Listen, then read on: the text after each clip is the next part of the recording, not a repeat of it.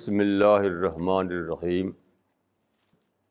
وصلی اللہ علی النبی الکریم رب اشرح لی صدری ویسر لی امری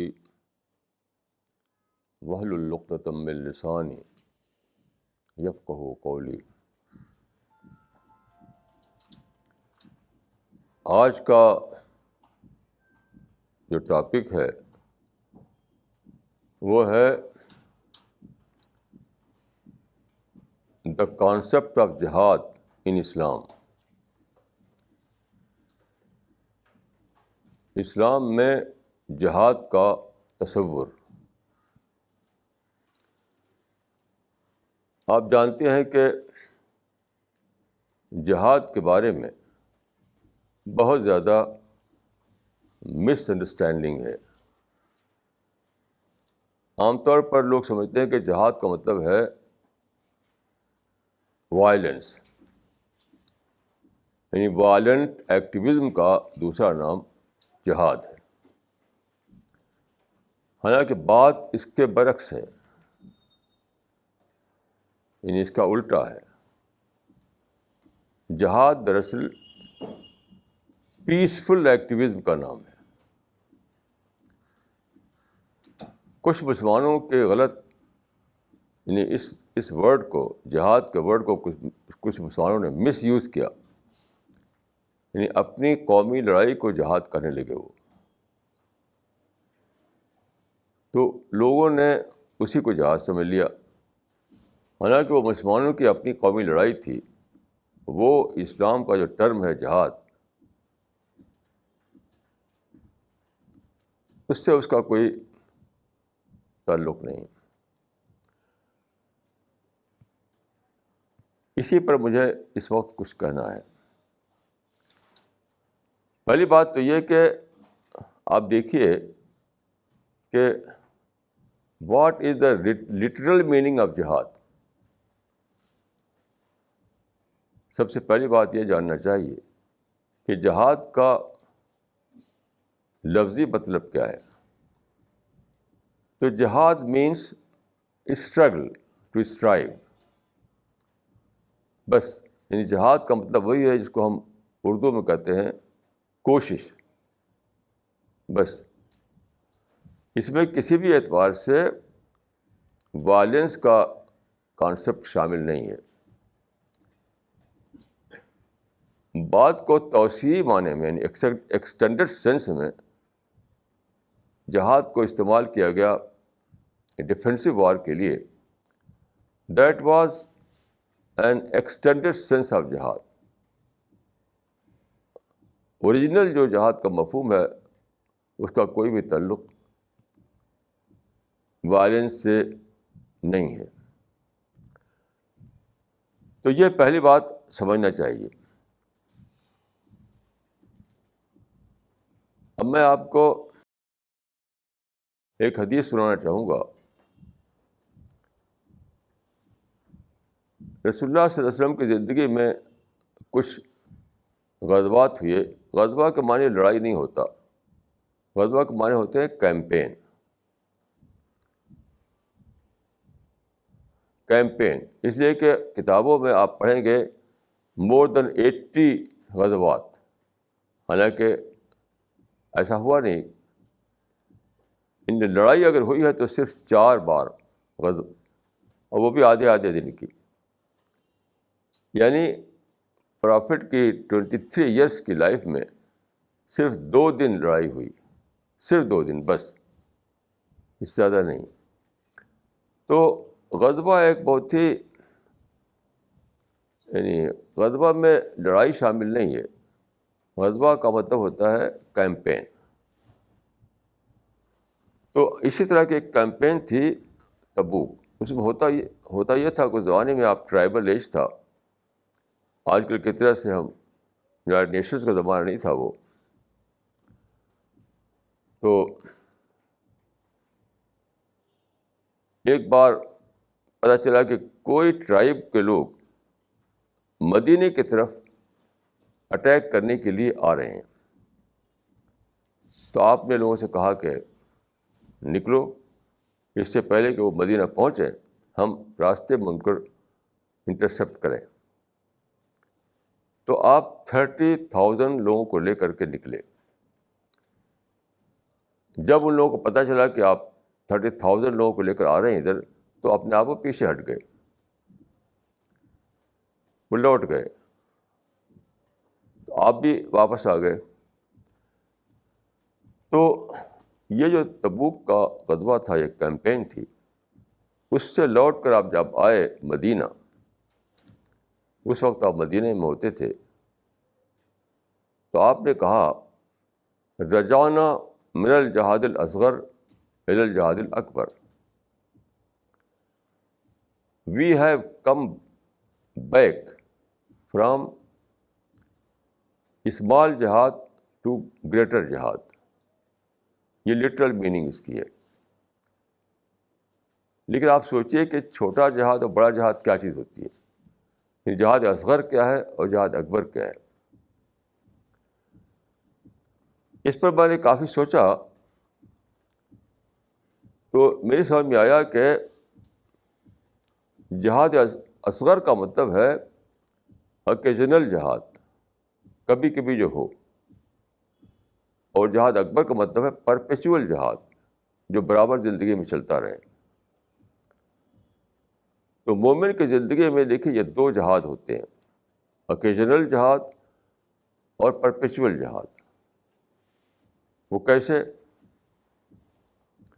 وہ اس طرح سے کہ آپ قرآن کو پڑھیں تو قرآن میں بتایا گیا ہے کہ جب آدم کو اور آدم کی جنریشن کو اس پلینٹ ارتھ پر بسایا گیا, تو خدا نے کہا کہ بعضکم لبعض عدو,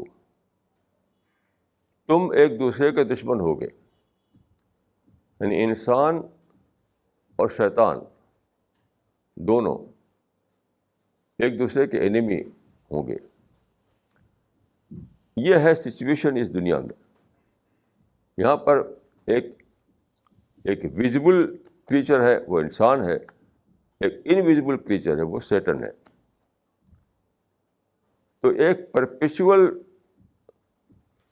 دونوں کے بیچ میں ایک وار کہیے, جو بھی کہیے, وہ چلتا رہتا ہے. اس چیز کو نہ سمجھنے کی وجہ سے زرتشت نے کہا, زرتشت جو چائنا کا ایک بہت فلاسفر تھا اور تھنکر تھا اور ریفارمر تھا, اس نے کہا تھا کہ the world is a perpetual battle ground between good and evil forces. The world is a perpetual battle ground between good and evil forces. تو دیکھیے وہ اصل میں ان کو کنفیوژن ہوا. اصل چیز یہ ہے کہ یہ مین اور سیٹن کے بیچ کا یہ معاملہ ہے. انہوں نے دو خدا فرض کر لیے. یہ دو خدا ہیں, ایک یزداں ایک اہرمن, تو وہ آپس میں ٹکراؤ کرتے رہتے ہیں. تو خود خدا دو نہیں ہے, خدا تو ایک ہے. کریچر جو ہے, جو مخلوق ہے, اس میں دو قسم کے لوگ ہیں, ایک انسان ہے, ایک سیٹن ہے. ان میں ٹکراؤ چلتا رہتا ہے. تو خدا نے کہا کہ بعضکم لبعض عدو. یہ قرآن کی جو ورس ہے, یہ قرآن میں آپ دیکھ سکتے ہیں الاعراف میں اور البقرہ میں. تو اس کا مطلب یہ ہے کہ وہ جو کہا تھا انہوں نے کہ the world is a perpetual battleground between evil and good forces, اس کا صحیح یہ ہے کہ the world is a perpetual battleground between man and Satan. یہ صحیح ہے. The world is a perpetual battleground between man and Satan. اب دیکھیے کہ اس میں آپ سوچیے تو کیا ملے گا آپ کو کہ انسان سے بھی آپ انمیٹی ہوتی ہے. آپ جانتے ہیں انسان سے انمیٹی میں لڑائیاں ہو جاتی ہیں. لیکن میں یہ کہوں گا کہ انسان کی جو انمیٹی یا دشمنی ہے وہ بہت زیادہ ٹیمپریری ہے, اور سیٹن کی جو ہے وہ پرماننٹ ہے. کیوں؟ انسان کو 100 دوسرے کام ہیں، ان میں سے ایک ہے لڑائی. کوئی انسان یا کوئی نیشن، کوئی انسانی گروپ اس کو افورڈ نہیں کر سکتا کہ وہ پرماننٹلی لڑتا رہے کسی سے. کیوں؟ اس کا اپنا انٹرسٹ ہے، اپنا ڈیولپمنٹ ہے، اپنا گھر بنانا ہے، اپنا کنٹری بنانا ہے، اپنے نیشن کو بنانا ہے. تو انسان کے پاس بہت سارے آپشن ہیں، بہت سے کام کرنا ہے ہر انسان کو، چاہے میں آپ ہوں، کوئی نیشن ہو، کوئی گروپ ہو. تو انسان کیا کرے گا؟ ہمیشہ مور دین 99% اس کی جو انرجی ہے، اس کا جو ٹائم لگے گا اپنے سیلف ڈیولپمنٹ میں، اور لیس دین 1% وہ کسی اور سے ٹکرا جائے گا کبھی، جس سے وار ہو سکتی ہے. اس لیے میں کہوں گا کہ انسان کی انمٹی کا جو پرابلم ہے وہ بہت زیادہ، یعنی وہ اوکیجنل ہے، وہ ٹیمپریری ہے.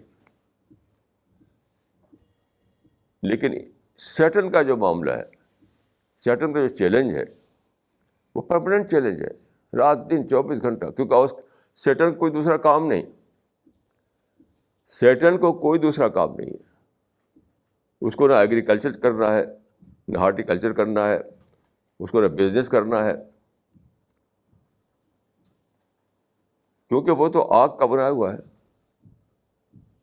سیٹن کو یہ سب نہیں کرنا ہے کہ وہ سویلائزیشن بنائے، وہ ایگریکلچر چلائے، وہ ہارٹیکلچر چلائے، وہ بزنس کرے، سٹی پلاننگ کرے. یہ سب ہمارے پرابلم ہے.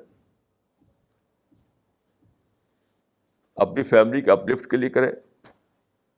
تو انسان کو چونکہ بہت سارے پرابلم ہوتے ہیں، اس لیے بہت تھوڑا سا وہ شیئر ہوتا ہے جو ہم سے انمٹی کرتا ہے وہ. اور سیٹن جو ہے اس کو کوئی دوسرا کام نہیں، تو 24 گھنٹے وہ ہمارے اگینسٹ میں رہتا ہے وہ. اسی لیے دیکھیے قرآن میں بتایا گیا ہے کہ انسان کی جو انمٹی ہے اس کا سلوشن کیا بتایا گیا؟ لا تستوی الحسنۃ ولا السیئۃ ادفع بالتی ہی احسن فاذا الذی بینک وبینہ عداوۃ کأنہ ولی حمیم. یعنی انسان کی طرف سے اگر تم کو کوئی انمٹی کا ایکسپیرئنس ہو تو سب سے پہلے کیا کرو؟ اس کو مینیج کرنے کی کوشش کرو. یعنی پیسفل مینجمنٹ، لڑائی نہیں. ایسا نہیں کہ آپ جسٹ لڑنے کے لیے کھڑے ہو جائیں. Peaceful management. ابھی میرے پاس آج صبح ایک پاکستان سے ایک ٹیلی فون آیا. انہوں نے کہا کہ آپ صبر کی باتیں بہت زیادہ کرتے ہیں، کہ صبر کیسے کیا جائے. میں نے کہا کہ آپ پیسفل مینجمنٹ جو فارمولا ہے نیچر کا اس کو سمجھیے.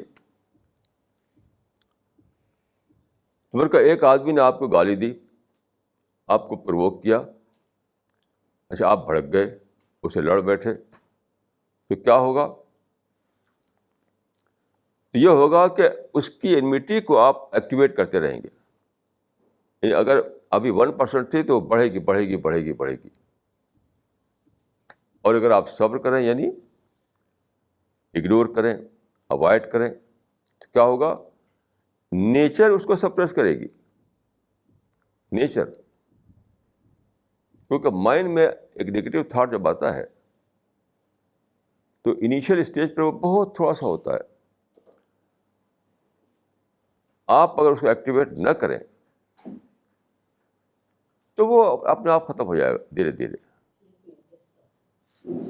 آپ جب ایکٹیویٹ کرتے ہیں تب وہ بڑھتا ہے بڑھتا ہے بڑھتا ہے بڑھتا ہے. تو کل یہاں پر ایک میٹنگ تھی دلی میں، تو اس میں نے ایک اسی کو بتاتے ہوئے ایک ایگزامپل دیا کہ دیکھیے چائے آپ پی رہے ہیں اور چائے آپ کے کپڑے پر گر گئی، آپ سفید رنگ کا کپڑا پہنے ہوئے ہیں، تو اگر اس کو آپ دین اینڈ دیئر پانی سے دھو دیں, صابن سے بھی نہیں, صرف پانی سے, تو مٹ جائے گا. وہ کوئی پرماننٹ پرابلم نہیں رہے گا آپ کے لیے. اگر آپ چھوڑ دیں تو وہ بہت گہرا پڑ جائے گا اس کا دھبا, وہ چھوٹے گا نہیں. وہ ہر آدمی جانتا ہے, اسی لیے ہر آدمی جو ہے اگر چائے گر جائے تو جلدی سے دھوتا ہے اس کو. ٹھیک یہی معاملہ نگیٹو تھاٹ کا ہے. یونیسکو نے ایک فارمولا دیا ہے کہ violence begins in mind, violence begins in mind. لیکن وہ یہ بتا نہیں سکے یونیسکو والے کہ how to tackle this problem. Mind میں تو پیدا ہوا, لیکن کیا کیا جائے. آدھا بتایا انہوں نے, آدھا نہیں بتا پائے. Violence begins in the mind, یہ تو صحیح ہے بالکل. لیکن جو چیز یعنی خدا ہر چیز کا ڈیمونسٹریشن دیتا ہے, تو چائے جو ہے وہ اسی کا ڈیمونسٹریشن ہے کہ چائے گر گئی آپ کے کپڑے پر, آپ کے سفید کپڑے پر, جلدی سے پانی سے دھو دو تو بات ختم ہو جائے گی. نہیں دھوئے گا تو وہ پرماننٹ ہو جائے گا. ایسے ہی معاملہ انسان کے مائنڈ کا ہے. جب کوئی نگیٹو تھاٹ آپ کے مائنڈ میں آیا تو جلدی سے اس کو مینیج کر لیجیے, جلدی سے ڈیفیوز کر دیجیے, جلدی سے. میرا تو طریقہ یہ ہے کہ میں اس کو مائنڈ میں رکھتا ہی نہیں, دین اینڈ دین اس کو بھلا دیتا ہوں, میں فارگیو کر دیتا ہوں. میں اس پر سوچتے ہی نہیں. لوگوں کا طریقہ کیا ہے, اس پر سوچیں گے, چرچا کریں گے, اس پر ڈائری میں اپنی لکھیں گے, لوگوں کو بتائیں گے. نیشنل ایشو ہے تو اسٹیج پر تو بولیں گے. یہ سب کیا ہے, اس کا چرچا کرنا, مائنڈ میں ایکٹیویٹ کرنا, اس کو برابر ریمائنڈ کرتے رہنا. سمپل, بالکل سمپل سولوشن کیا ہے. یہ بات تو صحیح ہے کہ مائنڈ ہی سے وائلنس شروع ہوتا ہے, لیکن سولوشن کیا ہے اس کا کہ جب مائنڈ میں آیا کوئی نگیٹو تھاٹ تو جلدی سے اس کو نکال دیجیے. اسی لیے قرآن میں ہے, دیکھیے کہ اگر کوئی تم کو انمٹی والا کام کرتا ہے تو تم کیا کرو, تم اس کے برائی کے بدلے بھلائی کرو. یعنی اسے تم کو گالی دیا تو چپ ہو جاؤ, اسے تم کو پروک کیا تو تم پروک نہ کرو, اسے تم کو پتھر مار دیا تو تم دعا کرو اس کے لیے. تو فیض الذی بینک وبین عداوۃ کأنہ ولی حمیم, کیا ہوگا, اس کی انمٹی ختم ہو جائے گی. اس چائے کے دھبے پر پانی ڈالا کہ ختم.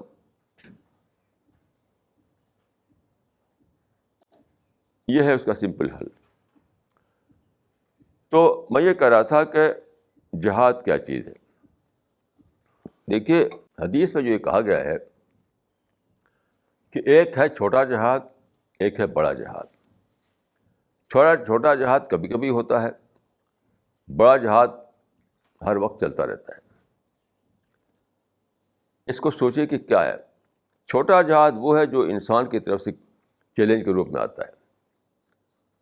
چھوٹا کیوں ہے, انسان کو ہزار کام ہے,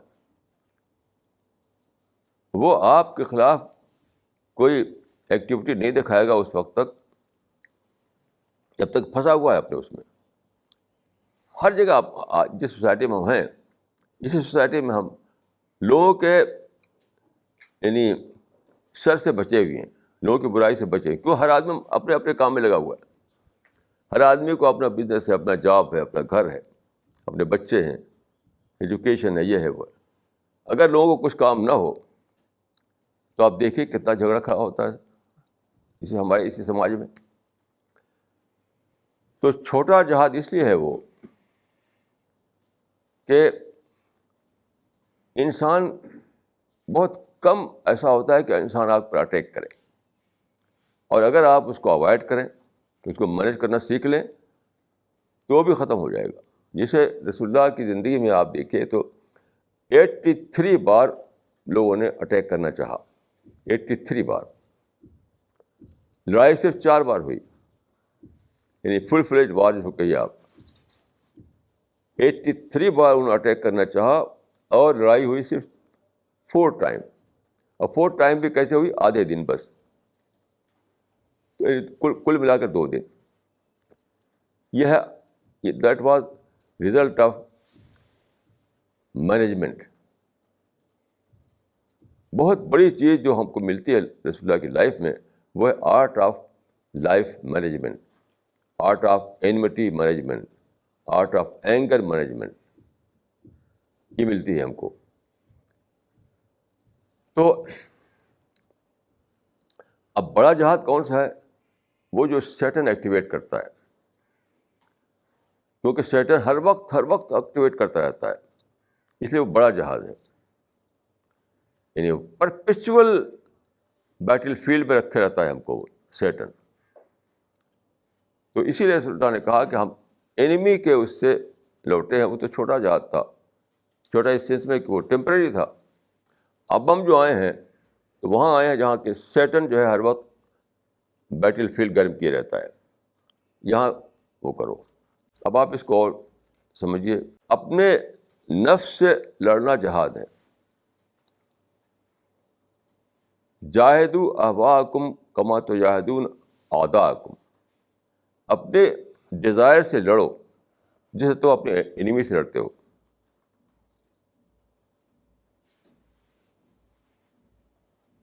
اپنے ڈیزائر سے لڑو جس طرح تم اپنے انیمی سے لڑتے ہو.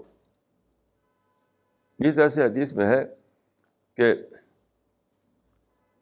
المجاہد من جاہد نفسہ فی طاعت اللہ. المجاہد من جاہد نفسہ فی طاعت اللہ. مجاہد کون ہے؟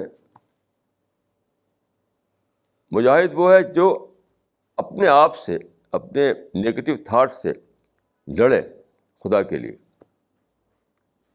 یہ ہے بڑا جہاد جو 24 گھنٹے جاری رہتا ہے. تو چھوٹا جہاد آپ مینیج کر لیتے ہیں بہت آسانی سے. بڑے جہاد کے لیے آپ کو زیادہ اسٹرگل کرنا پڑتا ہے، اسی لیے بڑا جہاد ہے وہ. اب میں آپ کو چند ایگزامپل دیتا ہوں. دیکھیے یہ جو میں نے کہا غزوہ تبوک، وہیں سے شروع کیجیے. تو اس میں رسول اللہ کے ساتھ ایک کیمپین میں جانا یہ بہت بڑا اس میں ریوارڈ تھا،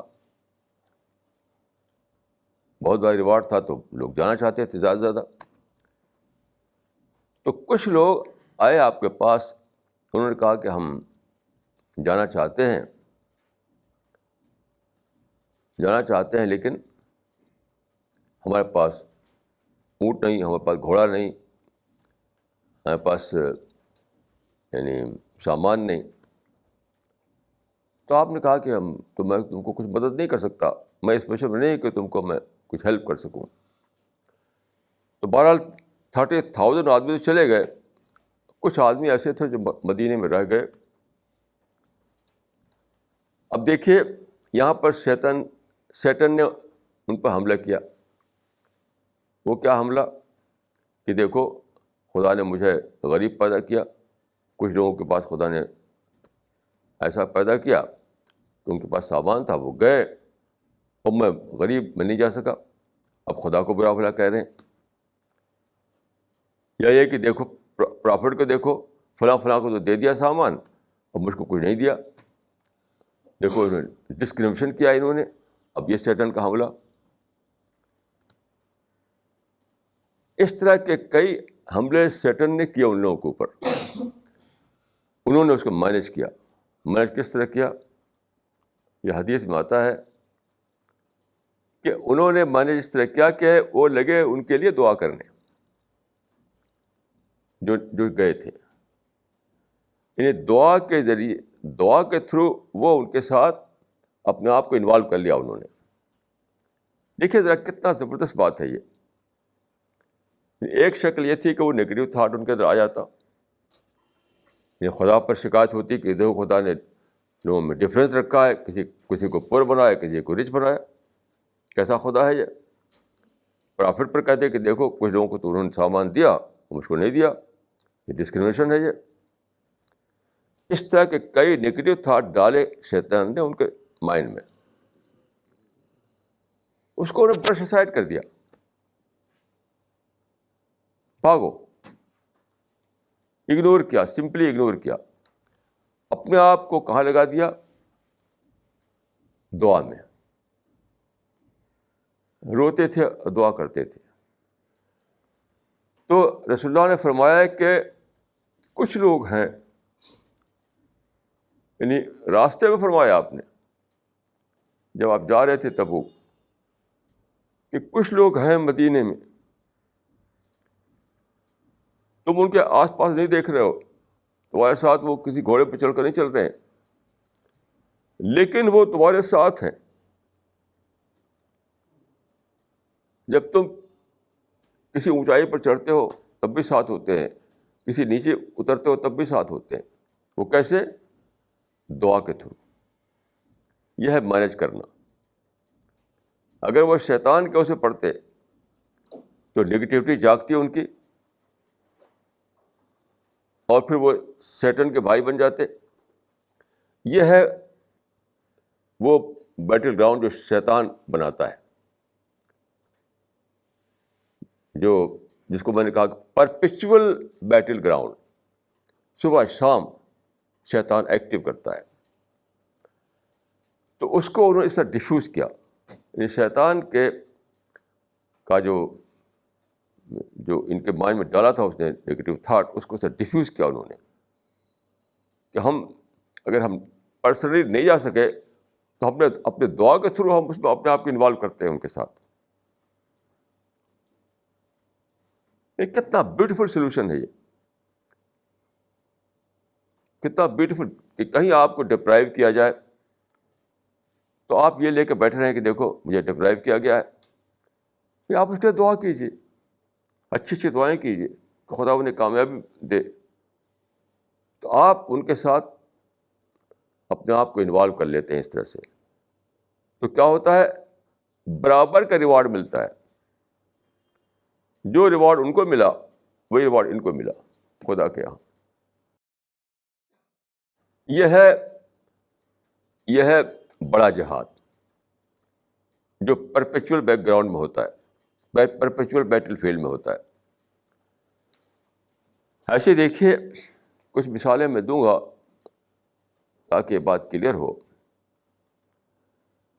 ایک صحابی تھے،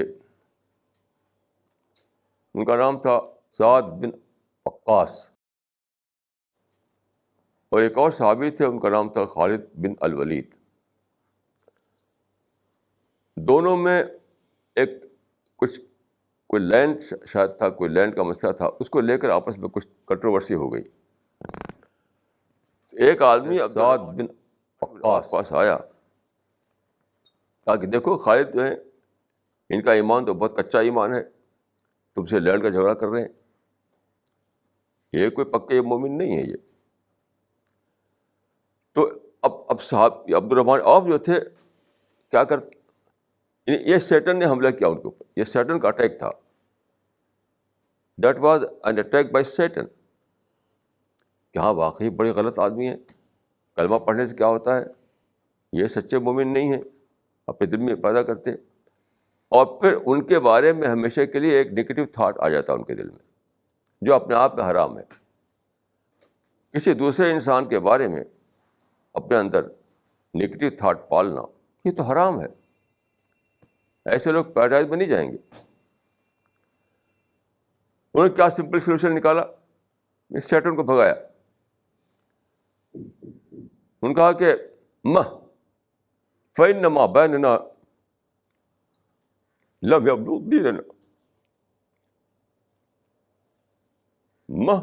فإنما بیننا لم یبلغ دیننا. دور ہو اس سیٹن، تو بھاگو یہاں سے.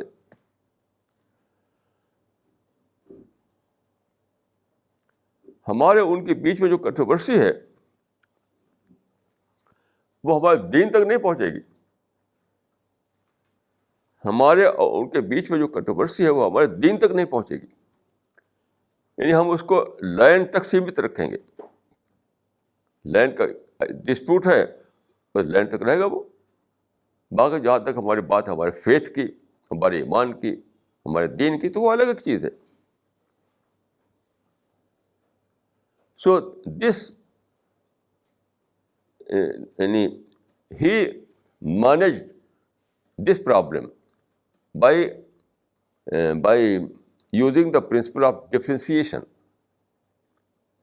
یعنی دونوں کو الگ کر دیا انہوں نے کہ لینڈ کا ڈسپیوٹ ایک الگ چیز ہے اور دین کا معاملہ ایک الگ چیز ہے.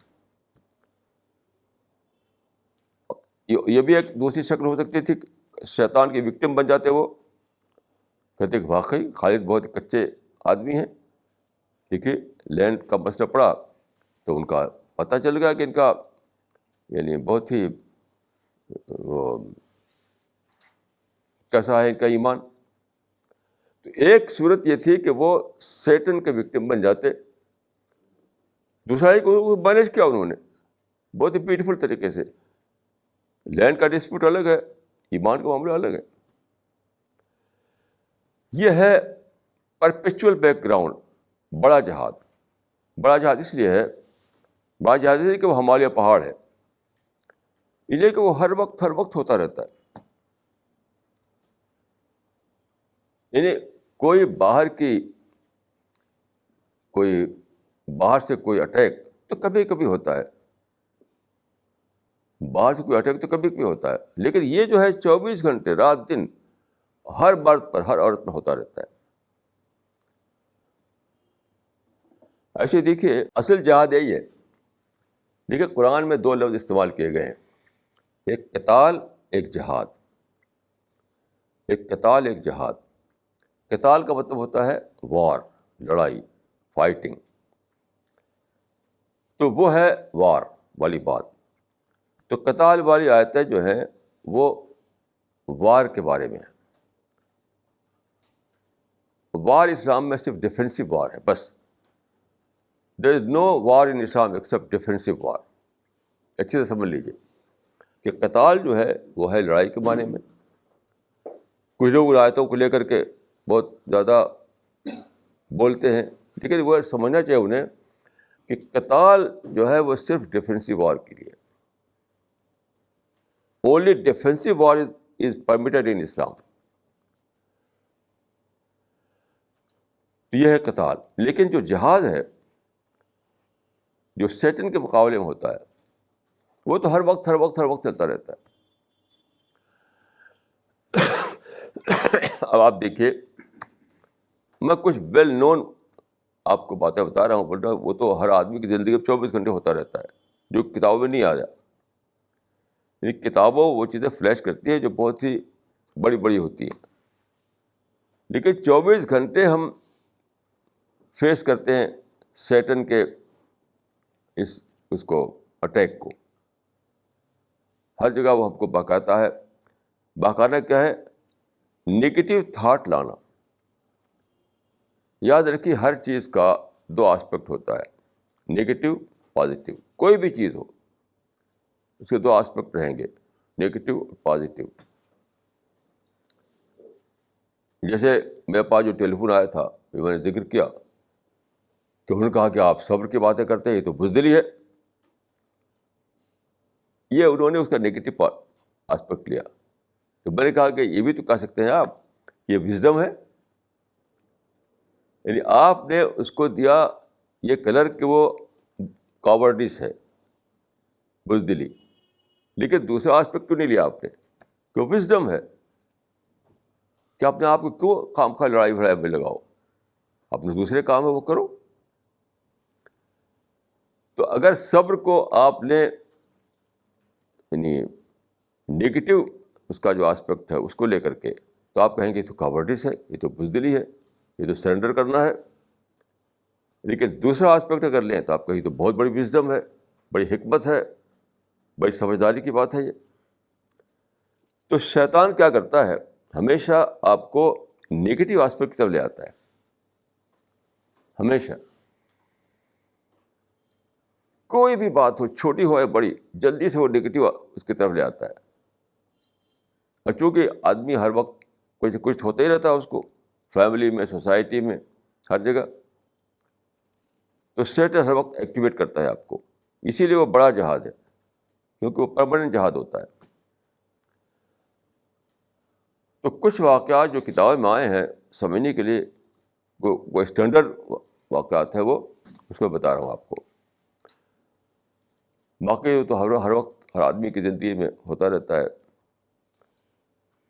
تو ایک دیکھیے پرافٹ کے زمانے میں آپ جانتے ہیں کہ ایسا ہوا تھا کہ آپ کو مکہ والوں نے وہاں سے مجبور کیا تھا نکلنے پر. پھر بعد کو آپ نے مارچ کیا 10,000 لوگوں کو لے کر کے اور مکہ فتح ہوا. اس کی ڈیٹیل مجھے اس وقت نہیں بتانا ہے.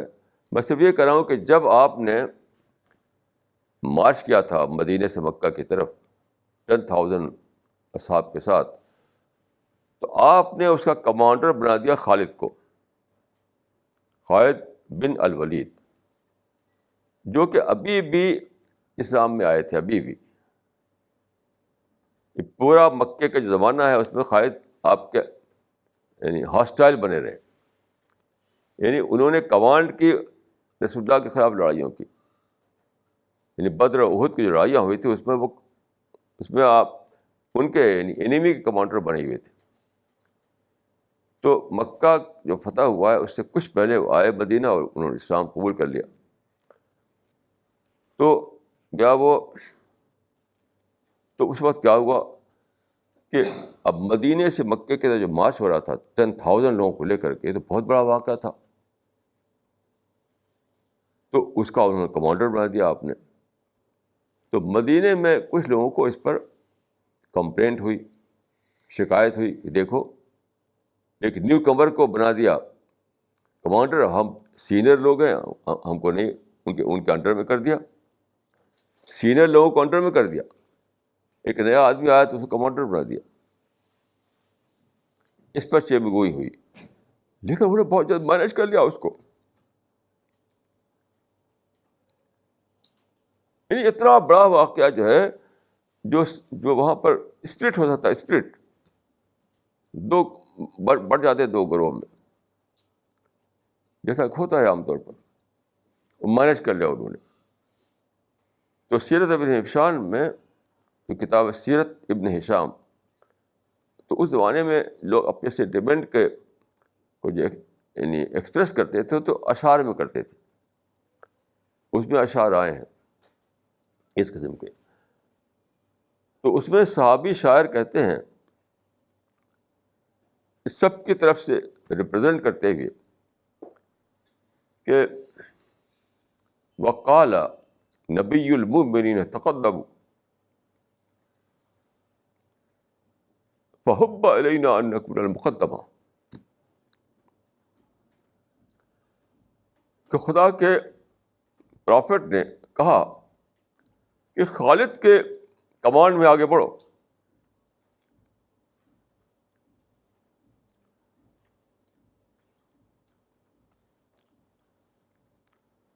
تو ہم کو یہ چیز محبوب ہو گئی کہ ہم خالد کے کمانڈ میں آگے بڑھے, اگرچہ وہ ہمارے سینٹیمنٹ کے خلاف تھا. اب دیکھ کیسے مینیج کیا انہوں نے اس نیگیٹو تھاٹ کو جو آ گیا تھا ان کے اندر, کہ سینئر آدمی کو کمانڈر نہیں بنایا اور ایک نئے آدمی کو کمانڈر بنا دیا. کیسے مینیج کیا انہوں نے مینیج اس طرح کیا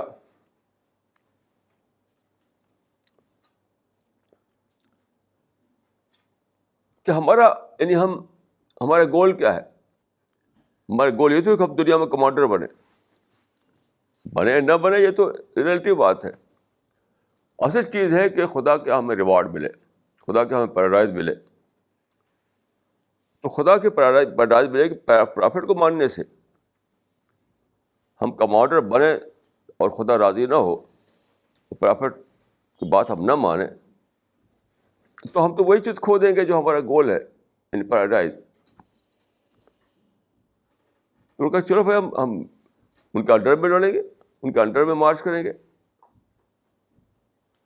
تو انہوں نے اس طرح مینیج کیا کہ جب خدا کا پرافٹ یہ کہہ رہا ہے کہ تم خالد کے کمانڈر بناؤ اپنا, اس کے انڈر میں مارچ کرو, تو جب خدا کا پرافٹ ایسا کہہ رہا ہے تو اسی میں ہمیں ریوارڈ ملے گا, اسی میں ہمیں پیراڈائز ملے گی.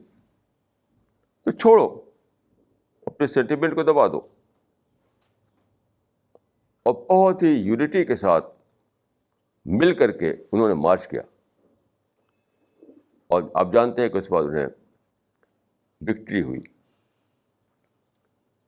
اذا جاء نصر اللہ والفتح والا واقعہ پیش آیا.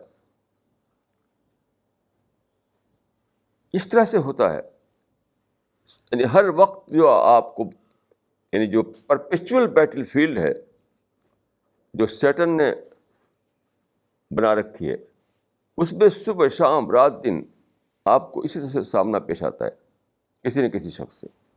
یہ فیملی میں بھی ہوتا ہے، سوسائٹی میں بھی ہوتا ہے، نیبرہڈ میں بھی ہوتا ہے، نیشنل لائف میں ہوتا ہے، انٹرنیشنل لائف میں بھی ہوتا ہے، ہر جگہ. اسی لیے اسی کو جہاد اکبر کہا گیا ہے، اور اس کو جہاد اصغر کہا گیا ہے. یعنی انسان جو آپ کو اٹیک کرتا ہے اور آپ کو ایک بیٹل فیلڈ میں جانے پر مجبور کرتا ہے ایز اے ڈیفینس، تو وہ کیا ہے؟ وہ چھوٹا جہاد ہے. چھوٹا اس سینس میں کہ وہ ٹیمپریری ہوتا ہے. لیکن یہ جہاد جو ہے، آپ گھر میں ہیں، آپ سفر میں ہیں، آپ بزنس کر رہے ہیں، آپ جاب میں ہیں، ہر جگہ وہ چلتا رہتا ہے، وہ کبھی ختم نہیں ہوتا. اسی لیے وہ بڑا جہاد ہے. اب دیکھیے، اور میں ایک واقعہ بتاؤں آپ کو. پرافٹ نے دیکھے اپنے آخری زمانے میں، یعنی تقریباً 2 یا 2.5 مہینے پہلے حج کیا تھا، جس کو حجۃ الوداع کہتے ہیں. رسول اللہ نے ایک ہی حج کیا تھا، یعنی سنت ایک ہی حج ہے، بار بار حج کرنا یہ سنت نہیں ہے. اس حج میں آپ نے اعلان کیا تھا کہ لا فضل لعربی علی عجمی. آپ نے کہا تھا کہ کسی کو سپیریٹی نہیں ہے، ایک انسان کو دوسرے انسان پر سپیریٹی نہیں ہے. یعنی عربی ہو یا عجمی ہو، بلیک ہو یا وائٹ ہو، سب برابر ہیں، سب برابر ہیں، کسی کو دوسرے کے اوپر سپیریٹی نہیں. اس طرح سے آپ نے ایکولیٹی کا وہاں پر کی بات کہی. اس کے تقریباً 2.5 مہینے کے بعد آپ کی ڈیتھ ہوتی ہے. اب سوال یہ ہوتا ہے کہ اس وقت جو اسٹیٹ بن چکی تھی، اس اسٹیٹ کا خلیفہ کون ہو؟ تو اس وقت 2 گروپ تھے وہاں پر، یعنی مہاجر گروپ اور انصار کا گروپ. جو مکہ سے آئے ہوئے لوگ تھے وہ کہا جاتے تھے مہاجر، اور جو مدینہ کے جو لوگ تھے وہ کہے جاتے تھے انصار. تو 2 بڑے گروپ تھے گیا کہ وہاں پر. تو دونوں میں یہ ہوا کہ ان کا خلیفہ، ان کا خلیفہ، یہ دونوں چاہتے تھے کہ ہمارے گروپ سے خلیفہ ہو. پھر یہ ہوا کہ ایک وہاں پر کچھ لوگوں نے کہا کہ منا امیر و منکم امیر، یعنی ایک امیر ہمارا، ایک امیر تمہارا. اس طرح کی وہاں پر بحثیں ہوئیں. حضرت ابوبکر جو تھے، جو سینئر صحابی تھے، انہوں نے رسول اللہ کی حدیث پیش کی. وہ حدیث یہ تھی کہ الائمۃ من قریش، یعنی پولیٹیکل لیڈر جو ہے وہ قریش میں سے ہوگا. الائمۃ من قریش کا مطلب ہے پولیٹیکل لیڈر جو ہے وہ قریش میں سے ہوگا. قریش ایک ٹرائب تھا، آپ جانتے ہیں. اب دیکھیں کنٹراڈکشن تھا بظاہر، یعنی apparently it was a contradictory statement. ایک طرف تو کہا گیا کہ سب انسان برابر ہیں، دوسری طرف کہا جا رہا ہے کہ پولیٹیکل لیڈر جو ہوگا وہ قریش میں سے ہوگا.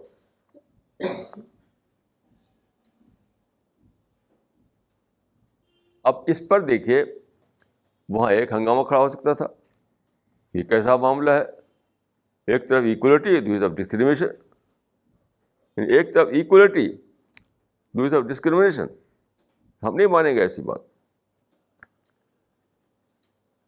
لیکن انہوں نے سرنڈر کر دیا. سرنڈر کر دیا. سرنڈر کرنا آسان کام ہے, آپ سمجھتے ہیں اس طرح چیز کو. انہوں نے مینج کیا, مینج کیا انہوں نے, تب سرنڈر کر پائے وہ.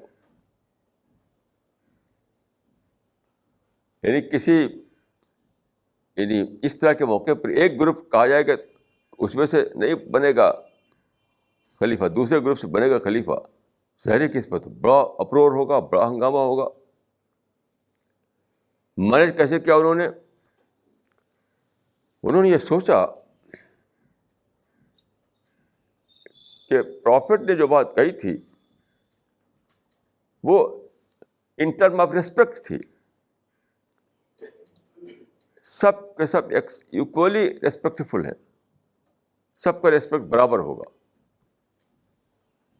ان ٹرم آف ریسپیکٹ سب برابر ہوں گے. لیکن جو سوشل آفیسز ہیں, سوشل آفس میں دوسرے چیزوں کا لحاظ کیا جائے گا.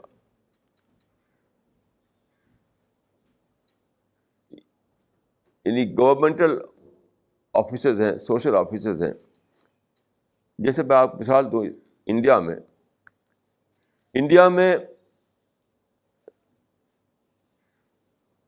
آپ جانتے ہیں کہ یہاں پر ایک گروپ وہ ہے جو اپر کلاس کاسٹ کا ہے, ایک گروپ ہے جو لوور کاسٹ کا ہے. تو اگرچہ ہم مانتے ہیں ایکولیٹی کو, لیکن لوور کاسٹ کا آدمی جو ہے اگر اس کو پرائم منسٹر بنا دیا جاتا تو انڈیا ادھر آزاد ہوا تھا اور پھر جھگڑا کھڑا ہوا تھا. یہ سوشل ریئلٹیز کا لحاظ کیا جاتا ہے ان چیزوں میں. آئیڈیالزم نہیں چلا سکتے آپ. انہوں نے اس مینج طے کیا کہ آئیڈیالزم بہت اچھا ہے, لیکن some time you have to adapt practical solution. Idealism is very good, but some time you have no option other than to adapt practical solution. تو وہ آئیڈیلی وہ تو وہی چیز رہے گی, سب کو آپ یکساں ریسپیکٹ دیں گے, خدا کے یہاں سب کا درجہ برابر ہوگا. لیکن وہاں پر کیا تھا کہ سینکڑوں سال سے قریش جو تھے وہی لیڈر بنے ہوئے تھے. لیڈر جیسے ہمارے انڈیا میں دیکھیے آپ, نارتھ انڈیا کے لوگوں کو لیڈرشپ ملی ہوئی ہے, ساؤتھ انڈیا والے جو ہے پولیٹیکل لیڈرشپ نہیں ملی ان کو. انڈیا کی پولیٹیکل لیڈرشپ جو ہے وہ ساؤتھ انڈیا کو نہیں ملی, نارتھ انڈیا کو ملی. یہ کئی سو سال کا جو ٹریڈیشن ہے اس کی وجہ سے ایسا ہوا. تو وہاں پر ایسا تھا کہ قریش جو تھے کئی سو سال کی جو ٹریڈیشن تھی اس کی وجہ سے وہ لیڈرشپ کا درجہ ان کو مل گیا تھا. تو اس وجہ سے وہاں پر قریش کو لیڈر بنایا گیا. تو یہ رائٹ اور رانگ کی بات نہیں تھی, رائٹ اور رانگ کی بات نہیں تھی. وہی بات تھی کہ politics is out of the possible.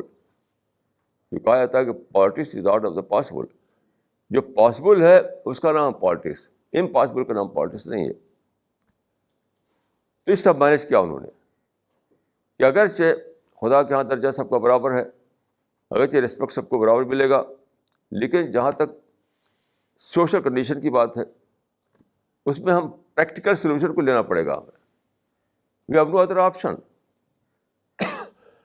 تو مینج کر لیا انہوں نے. آپ جانتے ہیں اس کے بعد خلافت قائم ہوئی, حضرت ابوبکر خلیفہ ہوئے, حضرت عمر خلیفہ ہوئے, حضرت عثمان خلیفہ ہوئے, حضرت علی خلیفہ ہوئے, اور وہ چلتا رہا.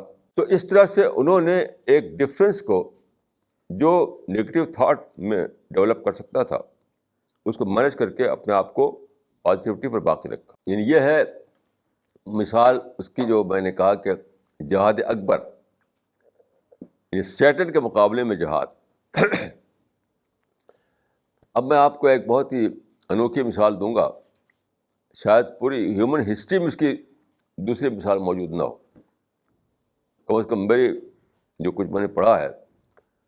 تو اس جنگ کی کوئی مجھے یعنی دوسرا اگزامپل نہیں ملا ہے اب تک. وہ کیا ہے؟ حضرت عمر فاروق کے زمانے میں جو سیکنڈ کیلف تھے، ایران والوں سے لڑائی ہوئی. اس وقت ایران میں کنگشپ تھی، اور ایران میں اس وقت جو تھے مجوسی لوگ تھے. تو ایسا ہوا کہ صحابہ کے فوجیں جو وہاں گئیں تو ایک کے بعد ایک ان کو وکٹری ہوتی چلی گئی. یعنی ایرانی فوج ایرانی فوج بہت اس زمانے بہت اسٹرانگ مانی جاتی تھی، لیکن برابر وہ ڈیفیٹ ہوتی چلی گئی. تو رستم کمانڈر تھا ان کا، ایرانی یعنی ایران کا اس وقت. تو رستم نے اپنے جو کنگ تھا اس کا نام تھا یزدگرد میں اور رستم نے آپس میں بات چیت ہوئی. تو انہوں نے کہا کہ بھائی یہ لوگ تو بڑھتے چلے آ رہے ہیں، اب ان سے نیگوسیشن ہونا چاہیے. نیگوسیشن، انہوں نے ان کو کچھ پیسہ دے کر کے، کچھ گھوڑا گاڑی دے کر کے انہیں رخصت کیا جائے،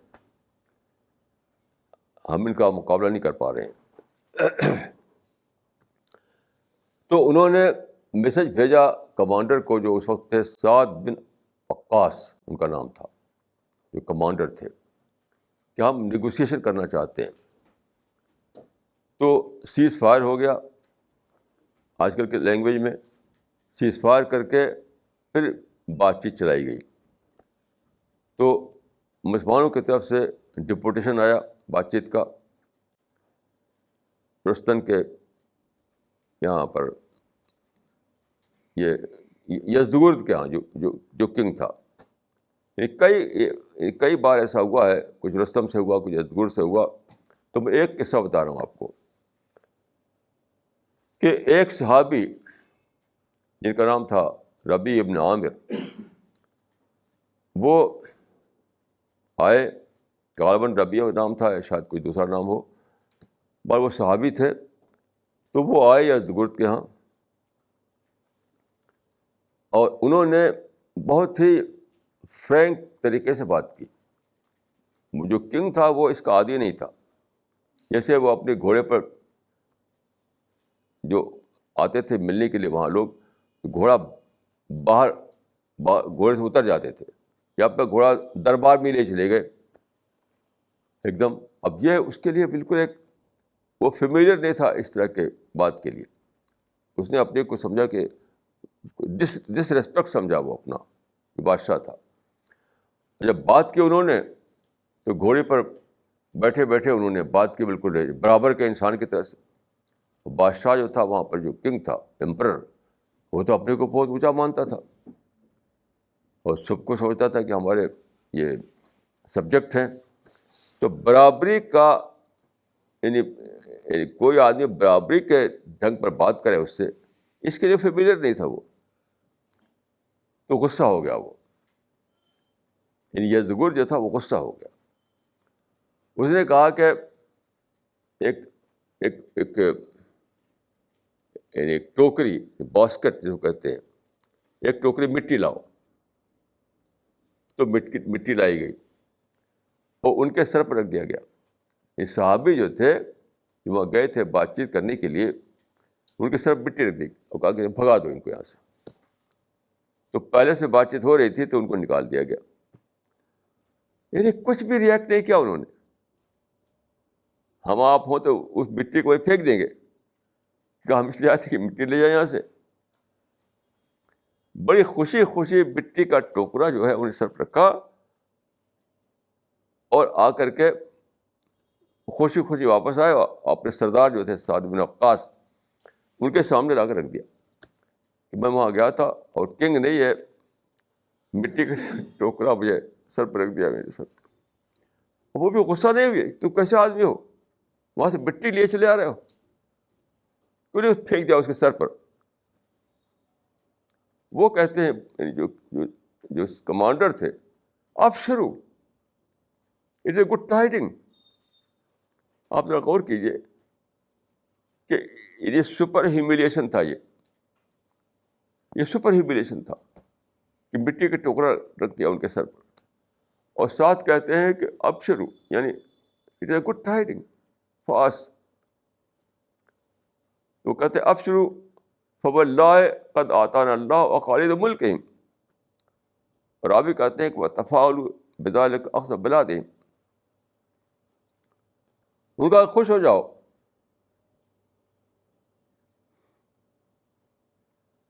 انہوں نے تو اپنا ملک ہمیں خود ہی اٹھا کر دے دیا. That was a token of their land. وہ جو مٹی تھی وہ ایران کی مٹی تھی. مجھے اپنے ملک کو ایز اے ٹوکن رکھا, ٹوکن وہ مٹی ایز اے ٹوکن رکھا انہوں نے اس میں ٹوکرے میں, باسکٹ میں, اور ہمیں دے دے کے لے جاؤ, ہمارا ملک لے جاؤ. اب دیکھیے کہ اگر وہ غصہ ہوتے تو کیا ہوتا, لڑ جاتے, چاہے وہیں ان کو کوئی مار ڈالتا, کوئی ان کے دربار کا کوئی آدمی, وہی لڑائی جھگڑا کرتے. تو سب سے بڑا نقصان کیا ہوتا ہے کہ ان کا مائنڈ جو ہے نیگیٹو تھاٹ سے بھر جاتا, اور مائنڈ انیبل ہو جاتا پازیٹیو تھنکنگ کے لیے. یہ جو سوچ ان کی تھی, یہ سوچ کہاں سے آتی؟ A negative mind cannot think like this. اگر ان کے مائنڈ میں نیگیٹیوٹی آ جاتی تو کیا ایسا سوچتے وہ کہ دیکھو یہ تو انہوں نے اپنا ملک خود ہی دے دیا اٹھا کر کے. That is a miracle of positive thinking. اب جناب کیا ہوا؟ اب یہ ہوا کہ ان کے اندر کریج آ گئی, نیا حوصلہ, کہ ہم جب خود انہوں نے اپنا ملک دے دیا ہمیں, تو اب تو ہمارے لیے جیت ہی جیت ہے. اب نئے کریج کے ساتھ, نئے حوصلے کے ساتھ آگے بڑھے. اب جانتے ہیں کہ انہوں نے ایران کو فتح کیا. تو خلاصہ یہ کہ دیکھیے, ایک ہے چھوٹا جہاد, ایک ہے بڑا جہاد. چھوٹا جہاد ٹیمپریری جہاد ہے, بڑا جہاد پرماننٹ جہاد ہے. چھوٹا جہاد کو آپ مینیج کر سکتے ہیں بہت آسانی سے, کبھی کبھی پیش آتا ہے. لیکن جو پرماننٹ جہاد ہے وہ جو سیٹن ہر وقت اٹیک کرتا ہے آپ کے اوپر, آپ کے نفس کو لے کر, آپ کے ڈیزائر کو لے کر, آپ کے اندر جو نگیٹیوٹی ہے اس کو ایکٹیویٹ کرتا ہے. وہاں پر آپ کو مینیج کرنا ہے, وہاں پر آپ کو شیطان کو ہرانا ہے. یہ ہے پوری ہسٹری میں یہاں سے وہاں تک. اللہ تعالیٰ نے شروع میں کہہ دیا تھا کہ بعضکم لبعض عدو, کہ تم لوگ جا کر کے زمین میں بسو, تم ایک دوسرے کے دشمن ہو گئے. یہ شیطان چاہے گا تم کو بہکانا تھرو نیگیٹو تھاٹ. دیکھیے شیطان کا ایک ہی طریقہ ہے, وہ ہے آپ کے اندر نیگیٹو تھاٹ کو ایکٹیویٹ کرنا, بس, اور کوئی طریقہ نہیں اس کا. شیطان کے پاس کوئی گن نہیں, اس کے پاس کوئی بوم نہیں, شیطان کے پاس کوئی دوسری چیز نہیں. تو اس دنیا میں ہمیں بڑا جہاد کر کے زندہ رہنا. وہ کیسے؟ شیطان جب بھی ہمارے اندر نیگیٹو تھاٹ لائے تو اس کو مینیج کر کے ڈیفیوز کر دے. یہ ہے کامیابی کا راستہ. اقول قولی ھذا واستغفر اللہ لی ولکم اجمعین.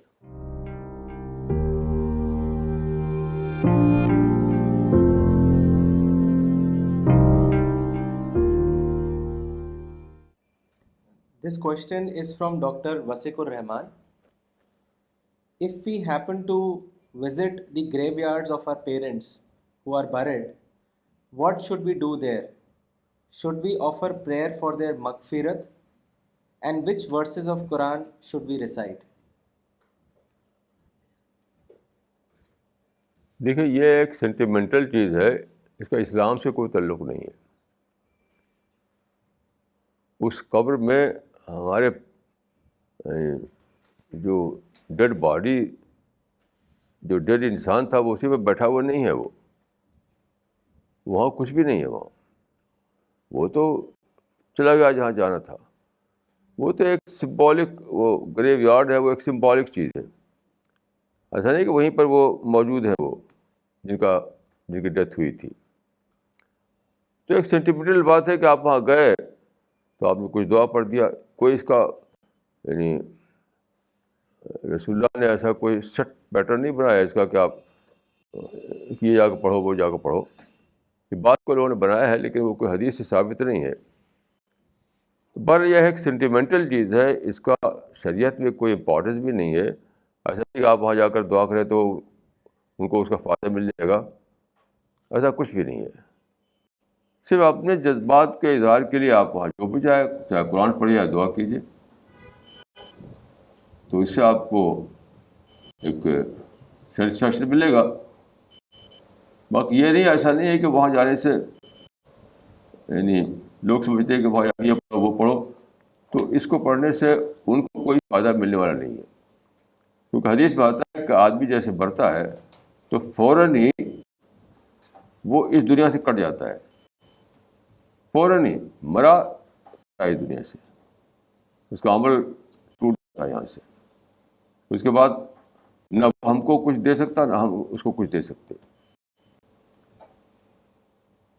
جو کرتے ہیں لوگ وہ ایک سینٹیمنٹل چیز ہے, تو شریعت سے کوئی تعلق نہیں ہے. He has another question.